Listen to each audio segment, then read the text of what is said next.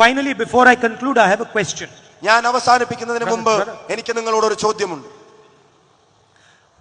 I attacked the RSS and the BJP, and I've been doing it relentlessly. വിശ്രമങ്ങളില്ലാതെ ഇടവേളകളില്ലാതെ RSSന്റെയും BJPയുടെയും വെറുപ്പിന്റെ ആശയങ്ങളെ ഞാൻ കടന്നാക്രമിച്ചുകൊണ്ടേയിരിക്കാറുണ്ട്. 24/7 they are after me. 24/7 എന്ന് പറയുന്നത് പോലെ അവരെന്റെ പുറകെയാണ്. അതിന്റെ പേരിൽ I spent 55 hours being interrogated by the Enforcement Directorate. എന്റെ ജീവിതത്തിലെ 55 മണിക്കൂർ അവരുടെ എൻഫോഴ്സ്മെന്റ് ഡയറക്ടറേറ്റിന്റെ ചോദ്യങ്ങൾക്ക് മുമ്പിൽ ഞാൻ ചെലവഴിച്ചിട്ടുണ്ട്.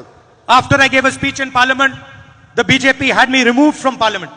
പാർലമെന്റിൽ അദാനിക്കും BJPക്കുമെതിരായി സംസാരിച്ചതിന്റെ പേരിൽ എന്റെ പാർലമെന്റ് മെമ്പർ സ്ഥാനം പോലും BJP വളഞ്ഞ വഴികളിലൂടെ ഒഴിവാക്കിയിട്ടുണ്ട്. I was reinstated by the Supreme Court. അവസാനം സുപ്രീം കോടതി പരമോന്നത കോടതിയിലേക്ക് ചെന്നിട്ടാണ് ആ വയനാടൻ ജനത തന്ന പാർലമെന്റ് മെമ്പർ സ്ഥാനം നമ്മൾ തിരികെ എടുത്തത്. They took away my house. I said to them, I don't want your house. I don't need your house. I have millions of houses in the hearts of India's people.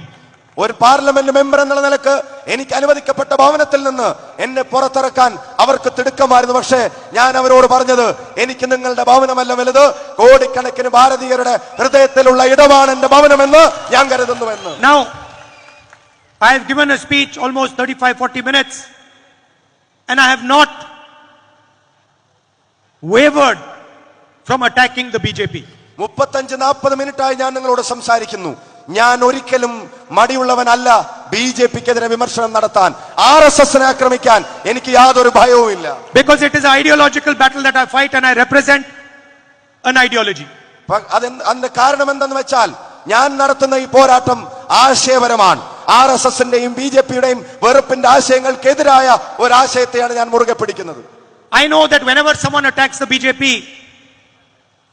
BJP attacks them back. CBI, ED takes away their membership, takes away their house. എനിക്കറിയാം BJP ആക്രമിക്കുമ്പോ, RSSനെ വിമർശിക്കുമ്പോ അവർ തിരിച്ചടിക്കുന്നത് ഒരുപക്ഷെ parliament member സ്ഥാനം ഒഴിവാക്കിയായിരിക്കാം, ഒരുപക്ഷെ വീടുകളിൽ നിന്ന് മാറാൻ പറഞ്ഞിട്ടായിരിക്കാം, ഒരുപക്ഷെ CBIയുടെ പേരിലായിരിക്കാം, വേറൊരു പക്ഷേ EDയുടെ പേരിലുമായിരിക്കാം.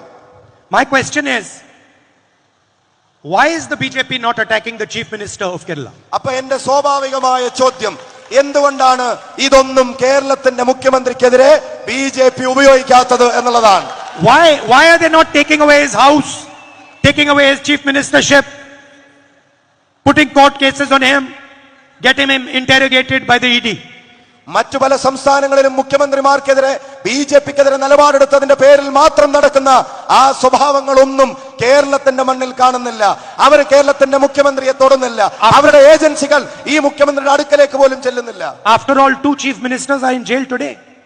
ഒന്നുമില്ലെങ്കിൽ നോക്കുക, 2 മുഖ്യമന്ത്രിമാർ ഇന്ന് ഇന്ത്യ രാജ്യത്ത് ജയിലിലടക്കപ്പെട്ടിരിക്കുകയാണ് BJPക്ക് വിരുദ്ധമായ നിലപാടെടുത്തതിന്റെ പേരിൽ മാത്രം. And the second question is, when the BJP is destroying the constitution, attacking democracy, destroying the institutions, dividing India, why is the Chief Minister of Kerala attacking me 24/7?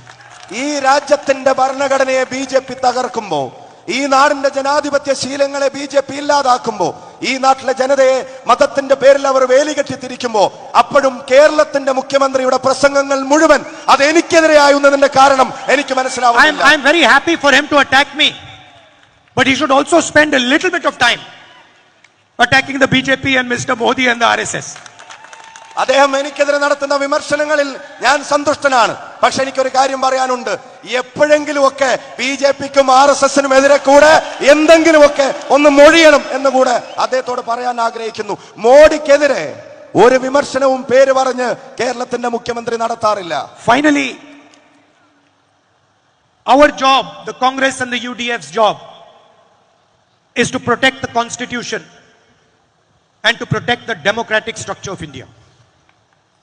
കോൺഗ്രസിന്റെയും ഐക്യജനാധിപത്യ മുന്നണിയുടെയും ഉത്തരവാദിത്തം ഈ നാടിന്റെ ജനാധിപത്യ സംവിധാനങ്ങളെ സംരക്ഷിച്ചു പിടിക്കുക എന്നുള്ളതാണ്. And the Constitution protects the rights of every single Indian, regardless of his religion, the state he comes from, the language he speaks, the culture he is part of. നമ്മൾ ശക്തിപ്പെടുത്തേണ്ടതും സംരക്ഷിക്കേണ്ടതുമായിട്ടുള്ള ഭരണഘടനയാണ് ഇന്ത്യയിലെ ഓരോ ജനങ്ങളുടെയും ആത്മാവിനെ കാക്കുന്നത്. അവർക്ക് ഈ നാട്ടിൽ ജീവിക്കാനുള്ള അവകാശത്തെ, അവർക്ക് ഇഷ്ടപ്പെട്ട വിശ്വാസത്തെ മുറുകെ പിടിക്കാനുള്ള അവകാശത്തെ, അവർക്ക് വേണ്ട ഭാഷ സംസാരിക്കാനുള്ള അവകാശത്തെ, അവരുടെ അവകാശങ്ങളെ കാക്കുന്നത് ഭരണഘടനയാണെങ്കിൽ ആ ഭരണഘടനയുടെ സംരക്ഷണം ഇവിടുത്തെ കോൺഗ്രസിന്റെയും UDF-ന്റെയും ഉത്തരവാദിത്തമാണ്. And it is our duty to protect every single voice in this country, regardless of what religion it is, regardless of what caste it is, regardless of what language it is, regardless of how old she is or he is. This is our sacred duty. മതമേതാവട്ടെ, ജാതി ഏതുമാവട്ടെ, സംസാരിക്കുന്ന ഭാഷ വ്യത്യസ്തമാവട്ടെ, അതുപോലെ തന്നെ അവരുടെ പ്രായമോ ലിംഗമോ ഏതുമാവട്ടെ, എത്ര പാവപ്പെട്ടവനാണെങ്കിലും അല്ലെങ്കിലും ഈ നാട്ടിലെ ഓരോ ശരാശരിക്കാരന്റെയും ആ ശബ്ദത്തെ സംരക്ഷിച്ചു പിടിക്കുക എന്നുള്ളത് നമ്മുടെ ജോലിയാണ്, നമ്മുടെ ഉത്തരവാദിത്തമാണ്. We will never decide citizenship on the basis of caste, religion or language. ഈ നാടിന്റെ പൗരന്റെ മേൽ വിഭാഗീയതയുടെ ഒരു അജണ്ടയും നമ്മൾ നടപ്പിലാക്കില്ല. അതിന് മതത്തിന്റെ വേർതിരിവുകൾ ഉണ്ടാവില്ല, അതിന് സംസാരിക്കുന്ന ഭാഷയുടെ അന്തരവും ഉണ്ടാവില്ല. We will decide citizenship based on the idea of India, nothing less. ഒരു കാര്യം ഉറച്ചു പറയുന്നു, ഇന്ത്യയുടെ പൗരത്വത്തിന്റെ മാനദണ്ഡം ഇന്ത്യ എന്ന മഹാരാജ്യത്തിന്റെ ആശയങ്ങളായിരിക്കും, മറ്റൊന്നുമായിരിക്കില്ല. And thank you. नफरत के बाजार में आप सब मोहब्बत की दुकान खोलते हो. Thank you. ഹൃദയം നിറഞ്ഞ നന്ദി. വെറുപ്പിന്റെ ഈ കമ്പോളത്തിൽ സ്നേഹത്തിന്റെ കട നമുക്ക് ഒരുമിച്ച് തുറക്കാം.